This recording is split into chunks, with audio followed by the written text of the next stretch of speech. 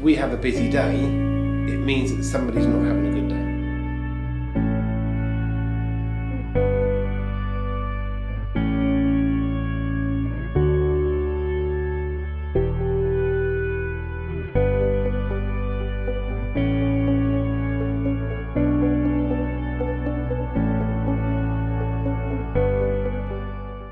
We managed to fight downstairs, get that sorted, and we went upstairs, and I remember flames licking over my head, and everywhere you looked was flames. I think that it flashed at me, so like, the flame just jumped at me and knocked me back a little bit. I think that's probably the most dangerous thing I've ever been in, because you can't underestimate it.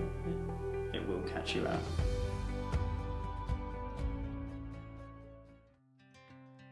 I joined the fire service because it's something that I've always looked up to and wanted to do ever since I was little.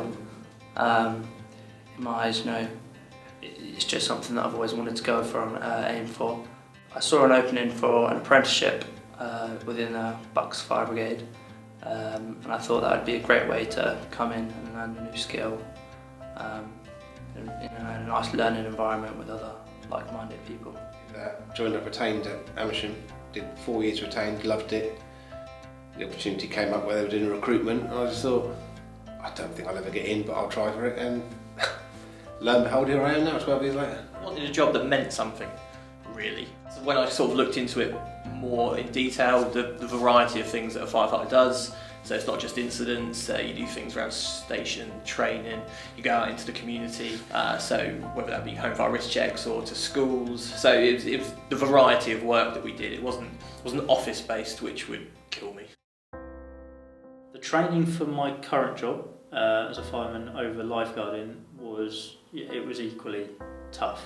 It wasn't as tough in terms of I wasn't throwing up, but it was very physical, lots of demands on the body, but there's so much to learn, because you go away for 3 months to a place in Morton in Marsh, Fire Service College, and you live there for 3 months other than weekends. So you're constantly in that learning mode, trying to learn everything, cram it all in. Because every Monday morning you went back to the training college at Morton in the Marsh, and you had an exam. Monday morning, first thing, you had an exam on everything you learned the week before. So mentally it's very difficult. Physically it's just as difficult. I don't think I've ever been fitter than when I was there.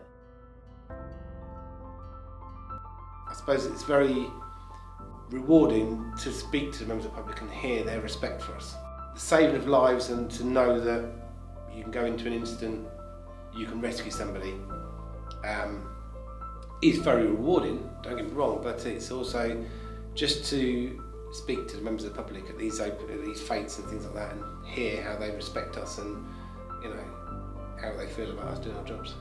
You've got a job to do, you've got to get in there, you've got to put it out before it spreads to the next building.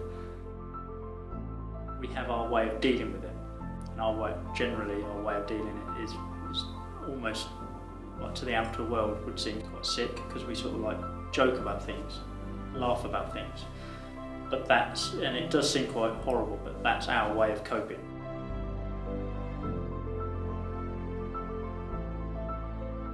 We went in, we managed to extinguish the fire without it spreading through the roof cavity to the next property.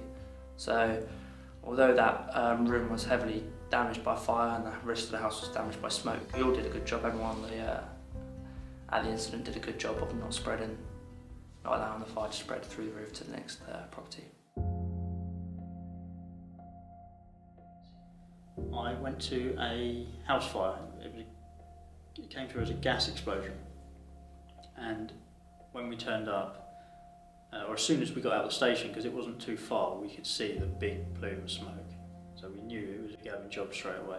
And when we turned up outside, flames were coming out of every single window, every door there was. It was everywhere. It completely filled the house. The occupant had actually been dragged out one of the windows by a passerby. He was slightly burnt, and he was receiving medical treatment. And when I went, I was the first one in, and me and my BA partner, we were just, it was just flames everywhere around us.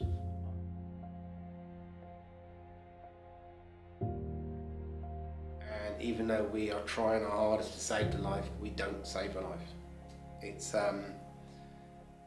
still the hardest part of the job. Even if you turn up and you know that